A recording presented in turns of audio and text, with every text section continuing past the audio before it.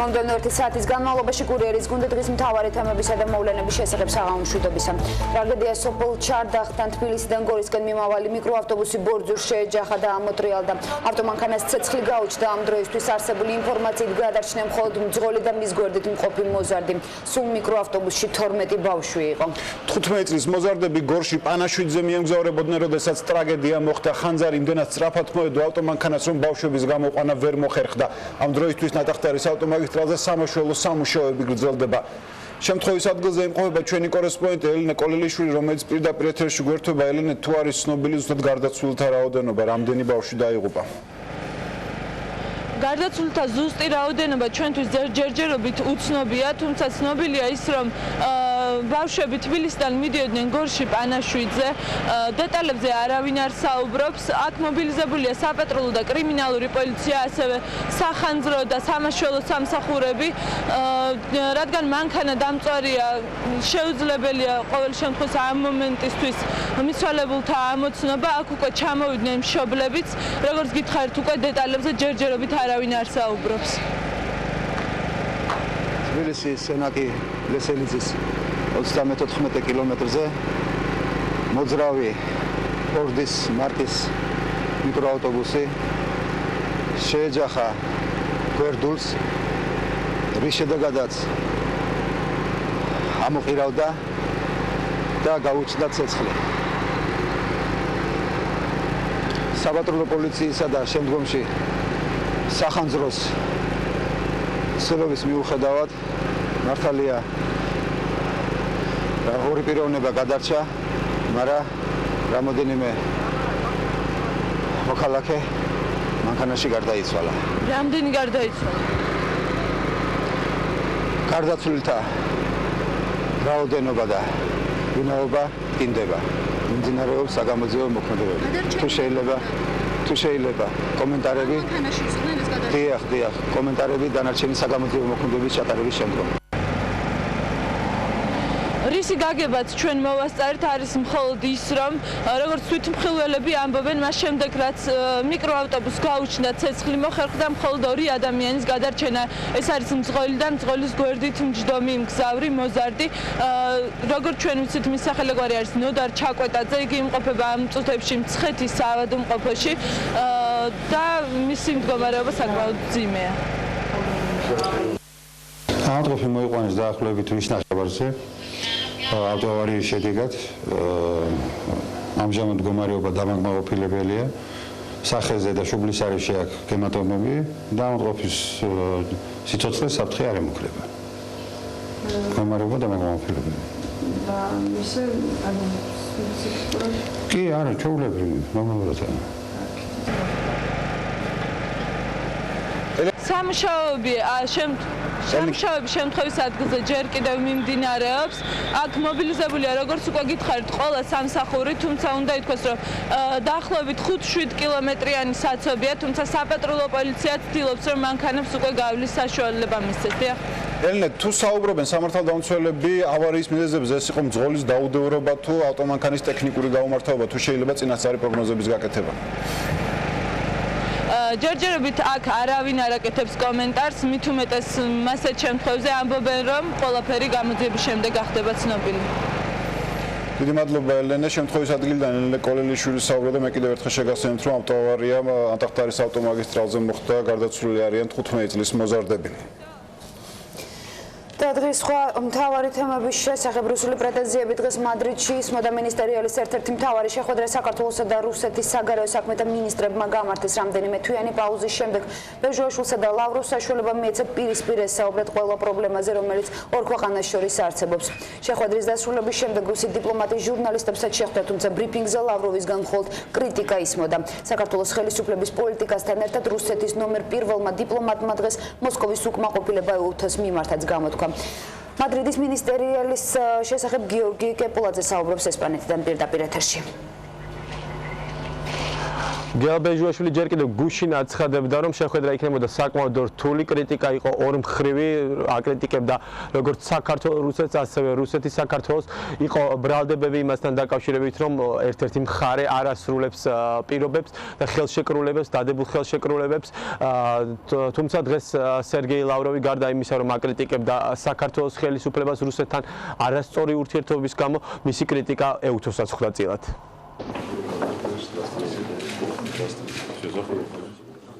გელაბეჟუაშვილი თავის რუს კოლეგას დახურულ კარს მიღმა შეხვდა. მედიას რამდენიმე კადრის გადაღების უფლება მისცეს. ჟურნალისტებს თავად სერგეი ლავროვი აჩქარებდა. Выходите, все, ребят, у нас времени мало. Давайте. Слышите? საქართველოსა და რუსეთის საგარეო საქმეთა მინისტრებმა 1 საათი ისაუბრეს. შეხვედრის შემდეგ სერგეი ლავროვმა პრესკონფერენცია ეუთოს კრიტიკით დაიწყო. Будь то полевые миссии, будь то электоральный мониторинг, будь то сотрудничество с гражданским обществом, с неправительственными организациями. По всем этим вопросам ОБСЕ сильно отстает от других международных и региональных структур. ეუთოს შემდეგ საქართველოს ჯერიც დადგა. სერგეი ლავროვმა თბილისის შეთანხმებების დარღვევაში დაადანაშაულა. რუსი მინისტრი უკმაყოფილოა სანაკოევის ადმინისტრაციის ჩამოყალიბებით. არ მოსწონს ისიც, რომ საქართველოში რუსეთის ბაზების გაყვანის შემდეგ არ შეიქმნა ორმხრივი ანტიტერორისტული ცენტრი. საქართველოს პარლამენტმა არ მიიღო კანონი უცხოური ბაზების განუთავსებლობის შესახებ. რუსეთი აღარ აპირებს ინიციატივის გამოჩენას. После таких встреч происходят какие-то непонятные инциденты. То ракету найдут в яме в Южной Осетии, то вторгнутся на абхазскую сторону зоны конфликта и совершат убийство, то арестуют российских граждан в Южной Осетии, ну и так далее. Поэтому здесь очень важно, чтобы слова не расходились с делами. სერგეი ლავროვმა დაადასტურა, რომ სახელმწიფო სათათბიროს არჩევნები აფხაზეთსა და ცხინვალის რეგიონშიც ჩატარდება. ეს საკითხი ერთ-ერთი იყო, რომელიც ლავროვთან დახურულ შეხვედრაზე გელაბეჟუაშვილმა დასვა. ველოდებით რუსეთისგან ქმედით ნაბიჯებს და არა იმას, რომ ჩვენი თანხმობის გარეშე ატარებენ არჩევნებს და არა იმას, რომ ჩვენი თანხმობის გარეშე აფინანსებენ სეპარატისტებს. არა იმაში, რომ სამხედრო ასე ვთქვათ აღშენებლობას ხელს უწყობენ ამ სეპარატისტულ რეჟიმების. აქ მადრიდში ეუთოს საგარეო საქმეთა მინისტრების შეხვედრაზე ქართულ-რუსული ურთიერთობები მსჯელობის ერთ-ერთი მთავარი საგანია. ისმის ორმხრივი ბრალდებები, თუმცა საქართველოს და რუსეთის თანხმდება, რომ დიალოგი აუცილებელია, წინააღმდეგ შემთხვევაში კონფრონტაცია გარდაუვალია. საქართველოს რუსეთის საგარეო საქმეთა მინისტრების მოლაპარაკებას ინტერესით აკვირდებოდა შეერთებული შტატების მთავრობის წარმომადგენელი. მე არ მომისმენია ბატონი ლავროვის ზუსტი განცხადება, მაგრამ იმის თქმა, რომ ეუთო არაეფექტური ორგანიზაცია არ არის სწორი. ეუთო ძალიან ეფექტურია. დემოკრატიული ინსტიტუტების და ადამიანის უფლებათა დაცვის ოფისი ყველაზე მნიშვნელოვანი ინსტიტუტებია ევრაზიაში, რომლებიც აფასებენ იმას, არის თუ არა არჩევნები სამართლიანი. სამხრეთ ოსეთის კონფლიქტის მედიატორად ეუთოს ძალიან მნიშვნელოვანი როლი აქვს. აქ შეიმუშავეს მექანიზმები, რომლებიც ამცირებს შეიარაღებული კონფლიქტის დაწყებას და რომელიც დაეხმარება სამხრეთ ოსეთს მოახდინოს საქართველოში ინტეგრირება. ლავროვთან საუბრის შემდეგ საქართველოს საგარეო საქმეთა მინისტრს კიდევ ორი შეხვედრა ჰქონდა. ნატოს წარმომადგენლებსა და ეუთოს საპარლამენტო ასამბლეის გენერალურ მდივანთან. ამით საქართველოს დელეგაციის ვიზიტი მადრიდში დასრულდა. საგარეო საქმეთა მინისტრმა დაახლოებით 10-ზე მეტი შეხვედრა გამართა 2 დღის განმავლობაში მადრიდის ეუთოს მინისტერიალის ფარგლებში. გელაბეჟუაშვილი ამ შეხვედრებით კმაყოფილია და აცხადებს, რომ ჯერ კიდევ დაკარგული არაფერი არ არის და არ არის გამორიცხული, რომ საქართველოს მიიღოს მაპი ბუქარესტის ნატოს სამიტზე, რაც ეხება გელაბეჟუაშვილს, მან უკვე დატოვა მადრიდი. მადრიდში გამართული მინისტერიალის დეტალებზე გიორგი კაბულაძე საუბრობდა პირდაპირ ეთერში. მადლობთ გიორგი. კი მაისაჟს უკვე გადაწყვეტილი აქვს ვის მისცემს ხმას თუ არჩევნების მეორე ტურში ოლიგარქი და სააკაშვილი გავლენ მომავლის პარტიის ლიდერი დღეს პროფესორებს და სტუდენტებს ესაუბრებოდა. წინასაარჩევნო შეხვედრებს სხვა კანდიდატებიც მართავდნენ პოლიტიკურად ყველაზე აქტიური უბანი დღეს გლდანი იყო ამორჩევლების ხმების შეგროვებას ახმეტელის მეტროსთან ჯერ მემარჯვენეები შემდეგ კი ლეიბორისტები ცდილობდნენ. თუ წავხვალთ აქციაზე, ლეიბორ არ წავთ. თქვენ ცოტა ხნით ვიყავით დავით გამყრელიძის აქციაზე, სადაც მას პირდაბოდით მუშაობასა. გააგიტაციათ მაინც. სააგიტაციოდ ერთი და იგივე აუდიტორია დღეს ლეიბორისტებმა და ახლებმა რამდენიმე საათის მონაცვლეობით შეარჩიეს. გლდანის ბაზრობის მოვაჭრეებს შრომის პარტიის სახელით 5 დეკემბრის აქციაზე ირაკლი წერეთელი ეპატიჟებოდა. 2017 წლის 5 დეკემბერს 3 საათზე მოვსამდეთ რესპუბლიკის მოედანზე და ჩვენი ბრძოლა, ჩვენი ღირსეული ბრძოლა თავისუფლებისათვის. ირაკლი წერეთელზე რამდენიმე საათით ადრე გლდანში დავით გამყრელიძე მივიდა.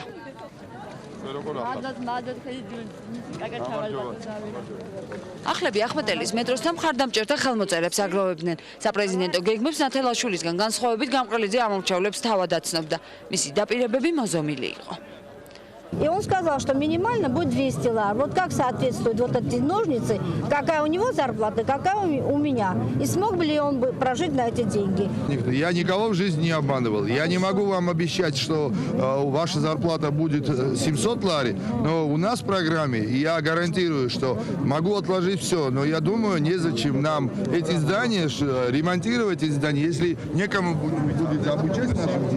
ხელფასისა და პენსიის შემდეგ ახლებისგან მოსახლეობა ნატოსა და რუსეთთან საქართველოს ურთიერთობებს არკვევდა. რუსეთთან ხო აუცილებელია ურთიერთობა. ეს ხო არ ნიშნავს, რომ ნატოზე უარს ვამბობთ. არა, იცით რაშია საქმე, ბატონო, რომ ურთიერთობა ეს იმას არ ნიშნავს, რომ მისი, ასე ვთქვათ, პროგრამების და მისი პროექტების, მისი გეგმების უპირობო განხორციელებელი გახდეს. არიან ნატოს ქვეყნები, რომლებთაც რუსეთთან აქვს ნორმალური ურთიერთობა. სამი ოთხი კაცი ვისაც თქვენ ერთობით ჯერჯერობით თუ შეიძლება კი ბატონო მე პირდაპირ გითხარით კიდე მეტი პირდაპირობა არ ვიცი აგერ შედან მეთქვი ნინო ნიშნიანიძე გიორგი აღანიძე გიორგი გიგაური საკუთარი პროგრამა და თანაპარტიელები დღის 2 საათზე გია მაისაშვილმა პროფესორ მასწავლებლებსა და სტუდენტებს გააცნო. ჩვენ ვაუქმებთ მოგების გადასახადს. წარმოგიდგენიათ მოგების გადასახადი რო არა აქვს ბიზნეს, რა ხდება მაშინ? მოგების რეინვესტირება თუ წამოიღეს სახში დივიდენდის სახით, მაშინ საშემოსავლო გადასახადი 12-დან მინდა ჩამოვიყვანო 10%-მდე. ეს გამარჯვების შემთხვევაში არსებობს ალტერნატიული გეგმაც. ეს თუმცა და უარეს შორის არჩევანი. მაშინ ძალიან რთული იქნება სიტუაცია. თუ ოპოზიციამ გაიმარჯვა და მიხეილ სააკაშვილმა, მაშინ მე აღარ მონაწილეობ ამ საქმეში. მაგრამ თუ გაიმარჯვა ოლიგარქმა და მიხეილ სააკაშვილმა, ყველა მიცოდეს რა. მე პირდაპირ მიხეილ სააკაშვილი ჩემთვის მიუღებელია, მაგრამ თუ ოლიგარქი დაუპირისპირდა მას, მე მიხეილ სააკაშვილს დაუდგები გვერდით. 5 დეკემბრის ქუჩის აქციამდე შალვა ნათელაშვილი კონსულტაციებს საკუთარ ოფისში არასამთავრობო სექტორისგან იღებდა. რა ხალხს კარგად უნდა უხსნათ, რომ პრეზიდენტის თანამდებობა კი არ უქმდება. აბა ესე კანონს ვინ მოაწევს ხეს, ვინ აღასრულებს წარმომადგენლობის პროცედურებს, ანუ ჩვენ უნდა ერთი შეხვედრა შეიძლება გახდეს საჭირო ჩვენი იურისტების მონაწილეობით. ჩამოყალიბდეთ აგერ ზაქრო მეთანხმება აუცილებელი ბრწყინვალე იურისტია, უნდა ჩამოყალიბდეთ რა დონის პრეზიდენტი გვინდა ჩვენ. გვინდა ვიცოდეთ რა სახის ესე ვთქვათ თანამშრომლობა შეიძლება ჩვენი მხრიდან არჩევნებთან დაკავშირებით, ჩვენ გვინდა რომ მაქსიმალურად იყოს ეს არჩევნები გამჭვირვალე და ერთხელ და სამუდამოდ იქნებ შეიქმნეს პრეცედენტი საქართველოში ნამდვილად დემოკრატიული არჩევნებისა, ამიტომ გვინდა რომ საზოგადოება იყოს მაქსიმალურად ჩართული ამ პროცესში. არასამთავრობო სექტორი დაინტერესებულია რომ ოპოზიციის ძირითადმა კანდიდატებმა ერთმანეთში ითანამშრომლონ და არ იყოს დაპირისპირების და ერთმანეთის ლანძღვაგინების კამპანია, იმიტომ რომ ჩვენ მიგვაჩნია რომ ლანძღვაგინება ვისი მისამართაც არ უნდა მიმართული იყოს, მაინც ცუდი არის. პოლიტიკური პარტიების ხვალინდელი გეგმები განსხვავებულია. ნაწილი თბილისში რჩება, მეორე ნაწილს კი წინასაარჩევნო კამპანია რეგიონებში გადააქვს. კანდიდატებთან ერთად წინასაარჩევნო კამპანიაში ალბათ მალე მათი ოჯახის წევრები ჩაერთვებიან, მათი მთავარი ამოცანა მომავალი პრეზიდენტების იმიჯზე ზრუნვა უნდა იყოს. ამის გამოცდილება საქართველოში უკვე არის. 4 წლის წინ სანდრა რულოვსი მაშინდელი კანდიდატის წინასაარჩევნო კამპანიის აქტიური მონაწილე იყო. ჯერ უცნობია რა როლი დაეკისრება დღევანდელი კანდიდატების მეორე ნახევარს უახლოეს 1 თვეში. ერთადერთი ვინც მზად არის მეუღლის გაპრეზიდენტებისთვის ბრძოლაში ჩაერთოს მარინა მადიჩია. ისიც მოგვიტანა დათო მე ის არ მჭირდებოდა ამის გაკეთება, იმიტომ რომ დათო ისე ჩემი პრეზიდენტია და მაგრამ გაიგეთებთ თუ არა? ნუ მე გაკეთებული მაქვს უკვე 22 წელიწადია და ჩემი პრეზიდენტია და ჩემი ოჯახის ხელმძღვანელია. პირადი პრეზიდენტი რომ ქვეყნის პირველი პირიც გახდეს, დახმარებას საკუთარი რჩევებით სთავაზობს.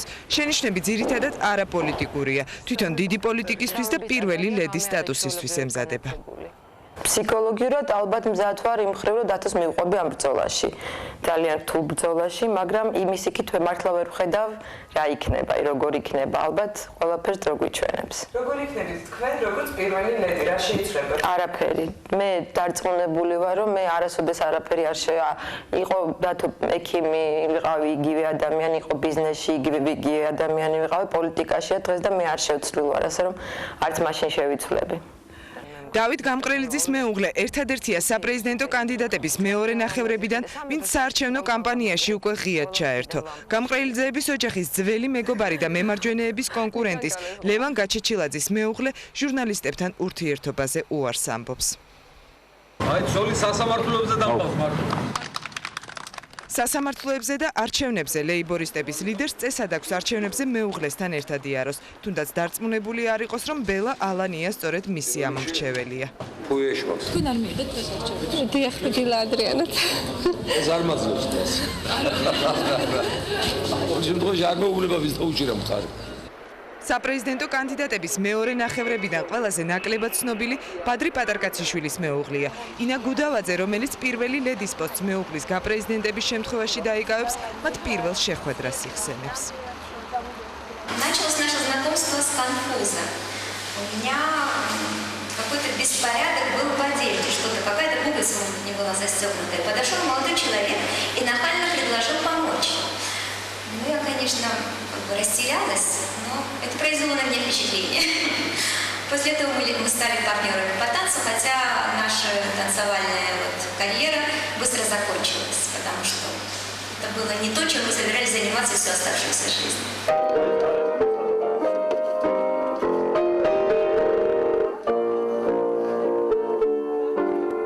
ვიდრე სანდრა რულოვსი მეუღლესთან ერთად ვიზიტებზე გამოჩნდებოდა, აქტიურად მონაწილეობდა მიხეილ სააკაშვილის საარჩევნო კამპანიაში. მომავალ პირველ ლედის ბუკლეტებით და გაზეთებით მეტროს შესასვლელთანაც ნახავდით. მეგრულად მოლაპარაკესაც. იმიდიათილი მათლა მარგალოსურირე თიშმუმა სენაკიშერე გივიალასანია და გვალო ჯგირი ოსურირე და ამღერებულსაც.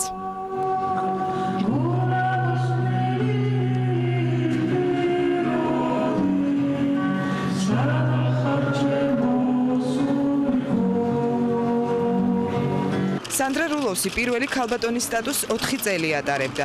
ამ პერიოდის მანძილზე იყო ბევრი ოფიციალური ვიზიტი და ოფიციალური მასპინძლობაც. პირველი ლედის როლი ნებისმიერ ქვეყანაში რთულია, არ აქვს მნიშვნელობა ეს საქართველო თუ შეერთებული შტატები. წინ საარჩევნო კამპანიაა პრეზიდენტობის კანდიდატების მეუღლეების ამოცანა, ამ პერიოდში სწორედ ქმრების იმიჯზე ზრუნვა იქნება.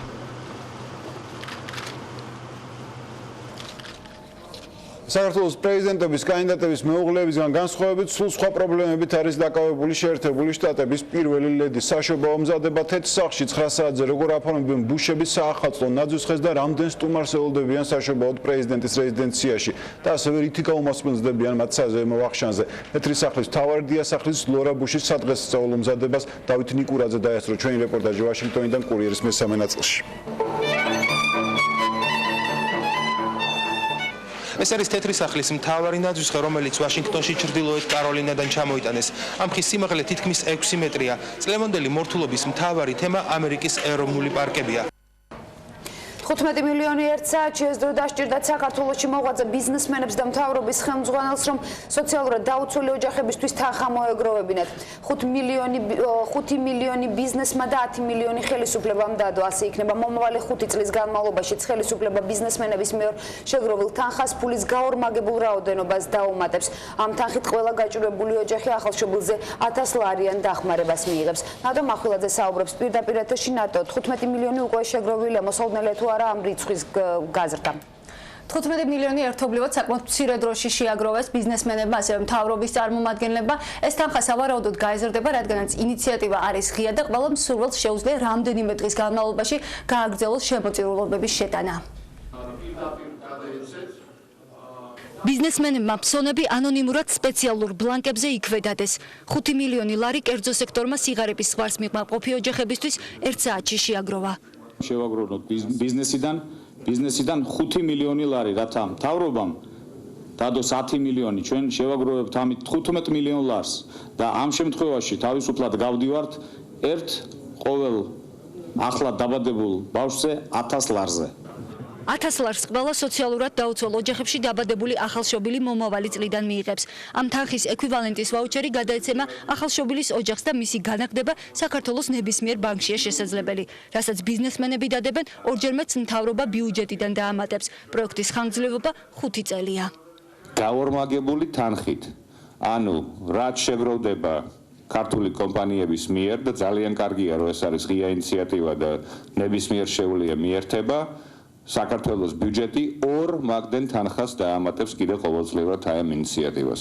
ჩვენ მიზანია რომ სახელმწიფოს გაუგზავნოთ ეს მესეჯი რომ რაღაც პრობლემები როცა არსებობს ქვეყანაში თქვა სოციალურად დაუცველი პირების რაღაც გაუსაზრდელი მდგომარეობის შესახებ და ის შენადანები რაღაც ჩვენ შეგვაქვს ბიუჯეტში შეიძლება ზოგიერთ შემთხვევაში არ არის საკმარის ჩვენ მზად ვართ შემდეგი დახმარებაც გავაკეთოთ სახელმწიფოში. ეს არ არის პერმანენტულად 1 წლის 2008 წლის ჩვენ მინიმუმ 5 წლის განმავლობაში ვგეგმავთ რომ ესეთი ორგანიზაცია ესეთი ფონდი არსებობდეს. ცხრაშვილის დედა ლეილა ცოციაშვილი სიღარიბის ზღვარს მიღმაყოფ ოჯახებისთვის გამოყოფილ ყოველთვიურ 150 ლარიან დახმარებას იღებს. ამ ახალი ამბის შემდეგ ქალბატონმა ლეილამ შეიძლება მეათე შვილის გააჩინოს. ნამდვილად ხელს შეუწყობს, ნამდვილად დიდი სტიმული არის. ჩვენ ფაქტურად მაგ დახმარების ამარადვა და თუ კი მეტი იქნება ეს დახმარება, რა თქმა უნდა ხელს შეუწყობს ერის გამრავლებასაც. ახალი ინიციატივის შესახებ დღესვე სამშობია რომ სახლებში შეიტყვეს. იქნება დაუშვათ 1000 ლარიანი შეღავათი ერთ ბავშვზე, ეს ჩემთვისაც შეღავათი იქნება და შეიძლება მესამეც დავაპირო და მომავალი თაობისთვისაც ეს ძალიან დიდი შეღავათი იქნება. სტატისტიკა ამბობს, რომ სიღარიბის ზღვარს მიღმა საქართველოში ყოველწლიურად 10000 ბავშვი იბადება. ჯერჯერობით უცნობია თუ კონკრეტულად ვინ მიიტანს ოჯახებში ამ 1000 ლარიან დახმარებას, თუმცა ამაზე საინიციატივო ჯგუფი მუშაობს და სულ რამდენიმე დღეში სწორედ ეს დეტალი გახდება ცნობილი.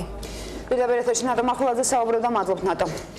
და ჩვენ ზეუბრუნდებით სოფელ ჩარდახთან მომხდარ ტრაგედიას. თბილისიდან გორისკენ მიმავალი მიკროავტობუსი ბორდიურს შეეჯახა და ამოტრიალდა ავტომანქანას ცეცხლი გაუჩნდა. ამ დროისთვის არსებული ინფორმაციით გადაშტენ მხოლოდ ძღოლი და მის გვერდით ყოფი მოზარდი.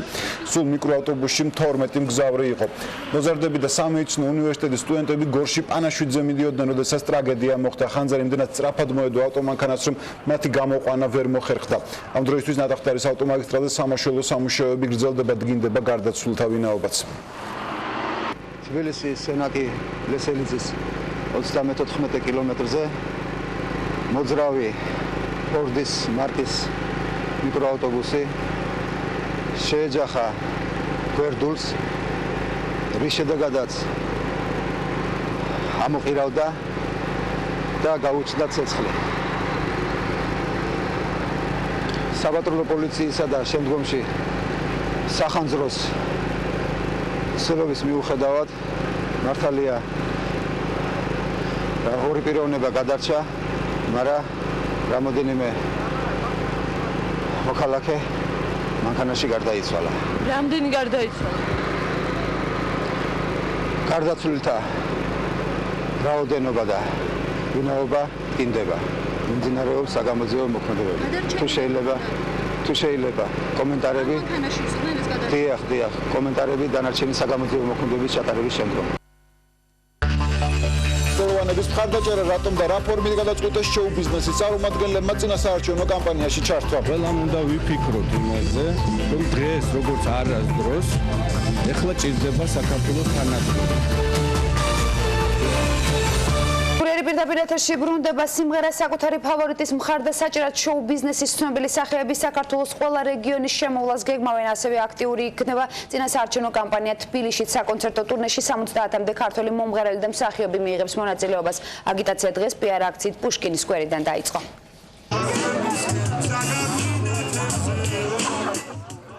ქართული შოუ-ბიზნესის დიდი ნაწილისთვის გზა გამარჯვებისკენ ციფრ 5-იანზე გადის. პუშკინის სახელობის სკვერში დღეს ხალხმრავლობა იყო.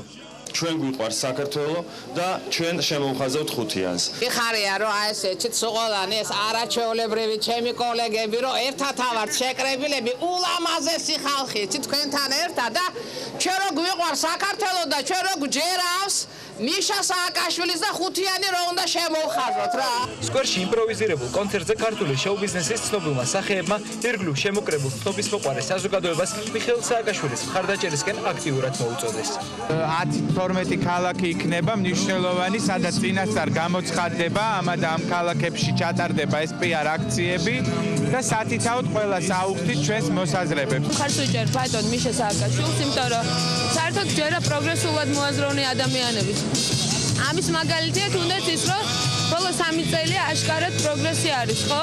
ამით დავაფიქსიროთ ჩვენი ისე ვთქვათ მოსაზრება თუ რატომ გვინდა რომ იყოს მიხეილ სააკაშვილი პრეზიდენტი. ვინც მუშაობს, იმას ეშლება, იმას აქვს შეცდომები. ვინც არ მუშაობს, ის მხოლოდ ლაკბობს, ხო?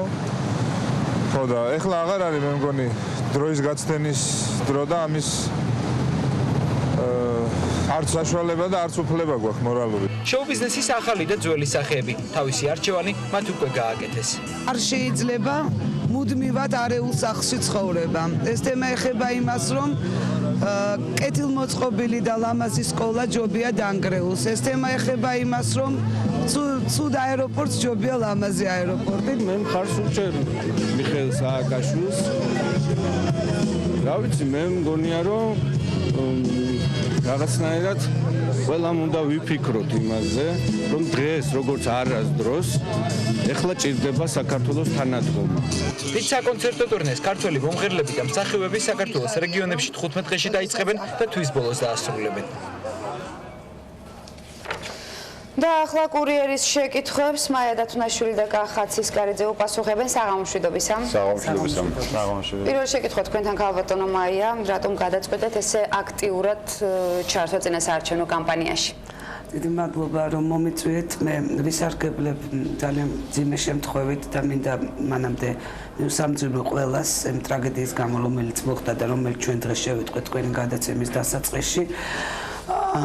და ახლა რაც შეეხება თქვენ შეკითხვას, მე მინდა მოგახსენოთ, რომ როდესაც მე მიმიწვიეს იმისათვის, რომ წამეყვანა თბილისში 11 მხარდასაჭერი აქცია, პრეზიდენტის მხარდასაჭერი აქცია, ანუ კონცერტი, რომელიც გაიმართება თბილისის სხვადასხვა უბნებში, ხვალიდან ყოველ დღე. მე ამაზე დავთანხმდი სრულიად გააზრებულად და ძალიან დიდი სიამოვნებით. დავთანხმდი რამდენიმე მიზეზის გამო, უპირველესად იმიტომ, რომ მე ვარ ის ადამიანი, რომელიც ყოველთვის სიამოვნებით ესაუბრება ხალხს, თავის ხალხს და ამას მე გულწრფელად ყოველთვის დიდი სიხარულით ვაკეთებ.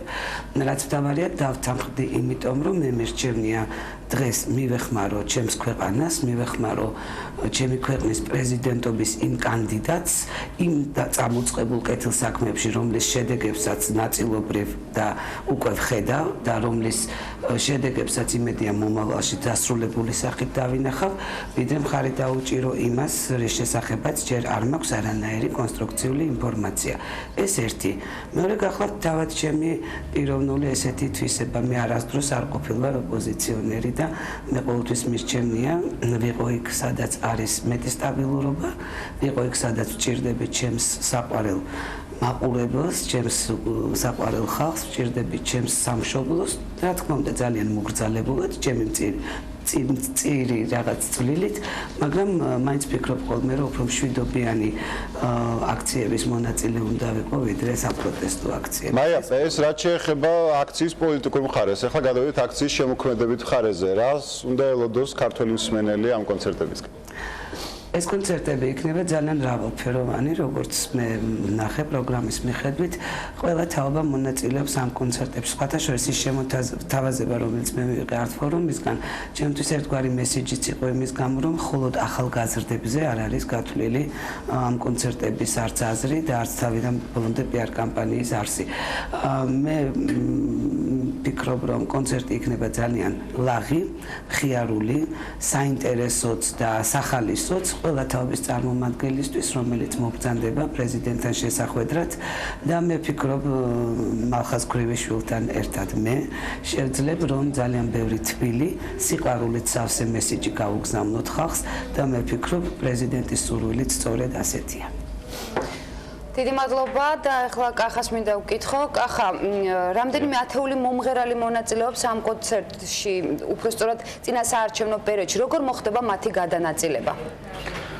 გადანაწილება აქ მთავარია ვფიქრობ ერთსულოვნება, ჩვენ ყველანი საქართველოს მოქალაქეები ვართ და ყველას გააჩნია თავისი აზრი და ამ აზრის გამოხატვის უფლება აქვს აბსოლუტურად ყველას.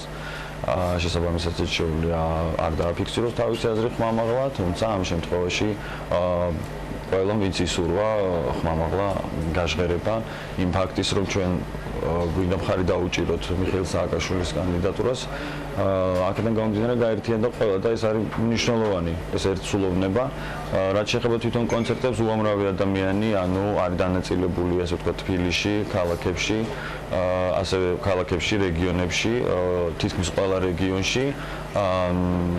პრინციპში 120 კაცამდე მომსახურე პერსონალი თურთ მიემგზავრებით სხვადასხვა ქალაქებში, სადაც ჩვენ ჩავატარებთ ამ აქციებს, მხარდასაჭერ აქციებს პრეზიდენტობის კანდიდატის.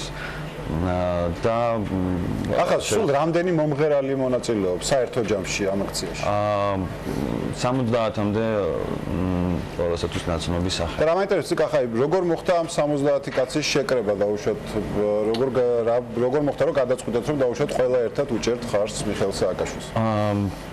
ჩვენ ყველა ერთმანეთს ასე ვთქვათ ყველა ერთმანეთს დაუკავშირდით აბსოლუტურად ყველა სხვათა შორის მინდა აღვნიშნო ეს ფაქტი რომ ჩვენ დაუკავშირდით სრულიად ყველა ადამიანს ვისაც ჰქონდა ასე ვთქვათ ამ სფეროსთან შეხება და აქვს რა თქმა უნდა ყველას აქვს თავისი აზრი და აუცილებლად ეს აზრი. მაინტერესებს როგორ იყო იმ კოლეგების რეაქცია რომელთაც სხვა პოლიტიკური შეხედულებები აქვთ? უბრალოდ თავის სათქმელი თქვენ და ეს არის აბსოლუტურად ნორმალური ფაქტია. იცით რა, ყველა შეუძლია თავისი აზრი დააფიქსიროს როგორც უნდა. ამისთვის არც არავინ არავის არ გაბრაზებია, არც არავის არ უწყო პირიქით ძალიან დიდი პატივისცემა გვაქვს აბსოლუტურად ყველას მიმართ.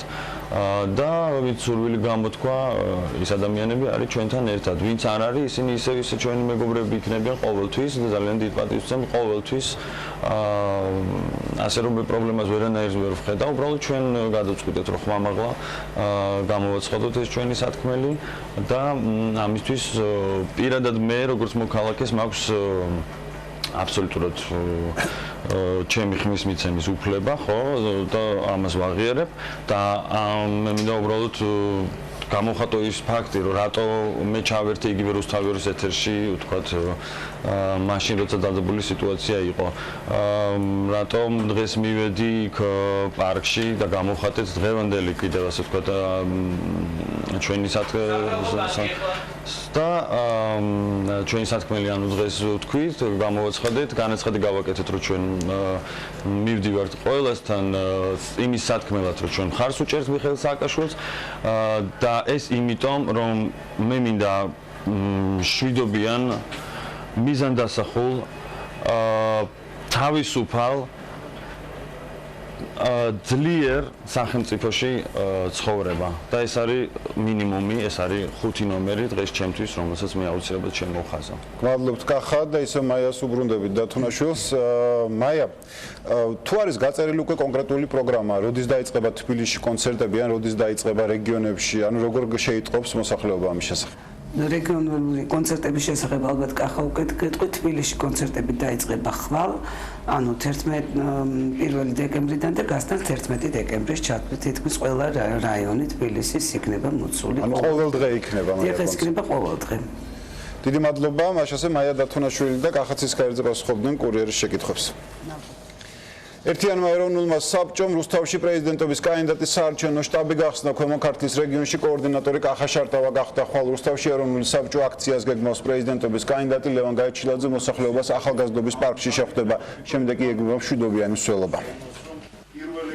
პირველი შეხვედრა მოსახლეობასთან იქნება რუსთავში. ჩემთვის როგორც ერთ-ერთი უბრალო ჩვეულებრივი რიგითი რუსთაველისთვის ეს არის პასუხისმგებლობაც და ამავე დროს მადლიერების გზნობით აღვიქვამ ამ ყურადღებას, რომელსაც რუსთავი დიდი ხანია იმსახურებს. მე გთხოვთ სულ ყველას, ყველა რუსთაველს, ყველა ეროვნებისა და სარწმუნოების წარმომადგენელს, ჩვენს ძვირფას დევნილებს, რომლებიც რუსთაველები გახდნენ უკვე დიდი ხანია, მობრძანდეთ ამ შეხვედრაზე. წელს დაიმსხვრება ეს მითი, რომ ხელისუფლება იმარჯვებდა ყველგან. მე გაგახსენებთ, რომ არა მხოლოდ ქვემო ქართლში იმარჯვებდა ხელისუფლება თავის დროზე იმარჯვებდა ყველგან, სადაც კი გააღალბებდნენ არჩევნებს, სადაც კი ქონდა თავის რესურსი. ეხლა ტელეკომპანია იმედის მაუწყებლობის აღდგენის მოთხოვნით თეატრალიზებული აქცია გაემართა პრეზიდენტის მოვალეობის შემსრულებლის სახლთან. ნინო ბურჯანაძეს დღეს თანასწორობის ინსტიტუტმა მიმართა. საპროტესტო აქციის მონაწილეების განცხადებით, იმ შემთხვევაში თუ ორშაბათს იმედი ეთერში არ გავა, თბილისის ქუჩებში მასობრივ გამოსვლებს და უბადო შიმშილობას დაიწყებენ.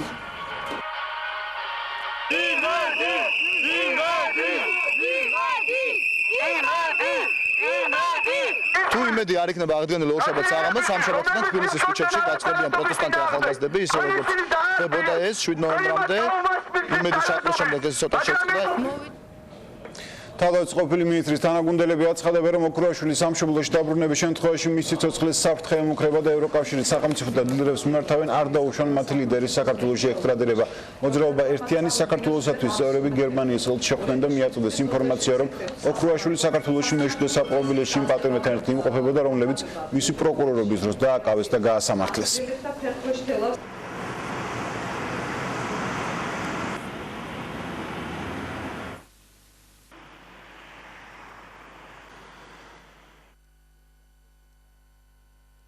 ქვეყანაში არსებული პოლიტიკური რეპრესიული რეჟიმის პირობებში სრულიად დაუშვებელია ირაკლი ოქროაშვილის ექსტრადაცია საქართველოში, რამე თუ მის სიცოცხლესა და ჯანმრთელობას ემუქრება საფრთხე.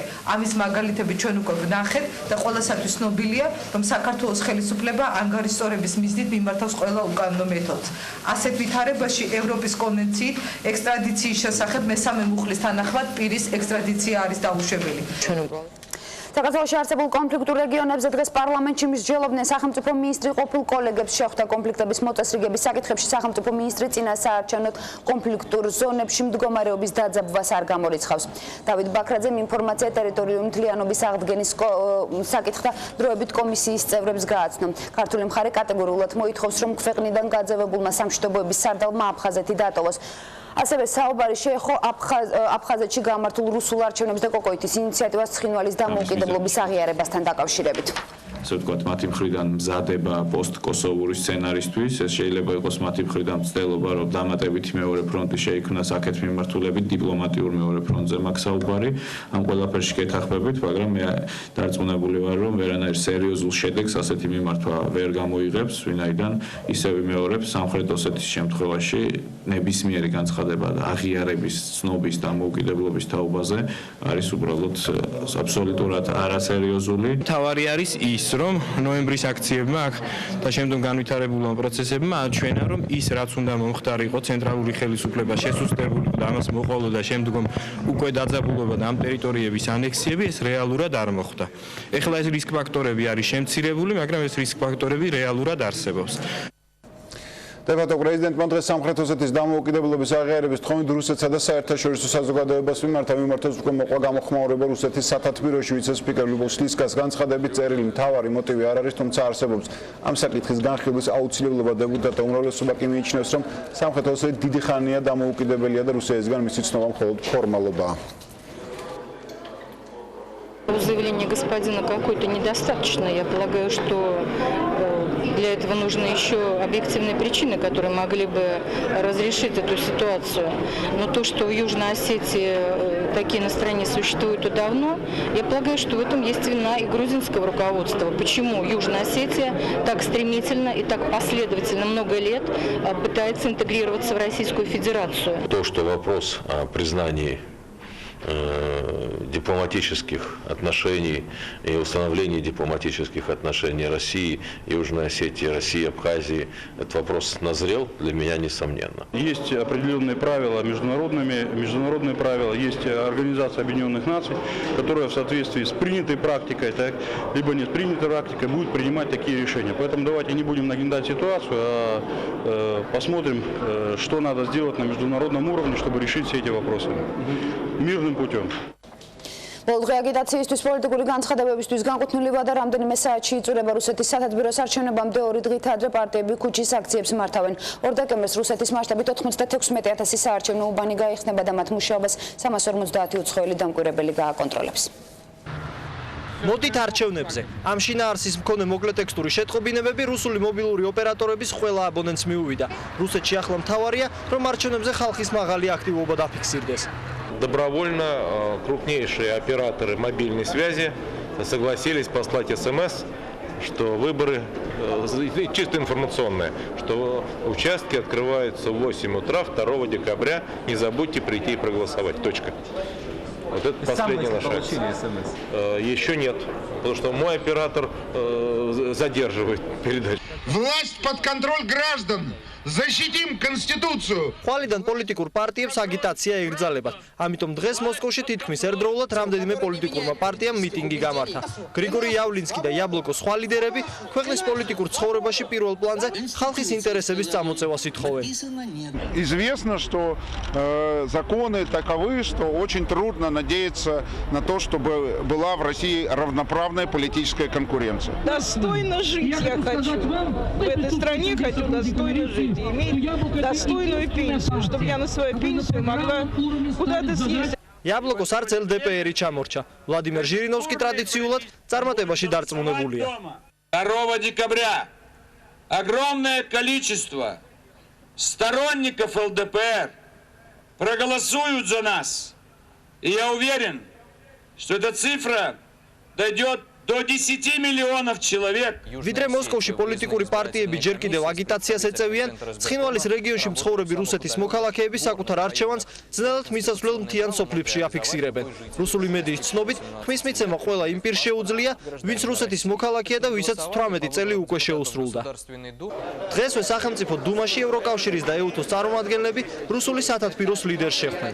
საპარლამენტო არჩევნებს სულ 350 უცხოელი დამკვირვებელი გააკონტროლებს. Мы готовы обеспечить максимальную открытость для международного наблюдения в полном соответствии с нашими международными обязательствами, и мы рассчитываем на ваш объективный подход к оценке выборов, которые состоятся 2 декабря.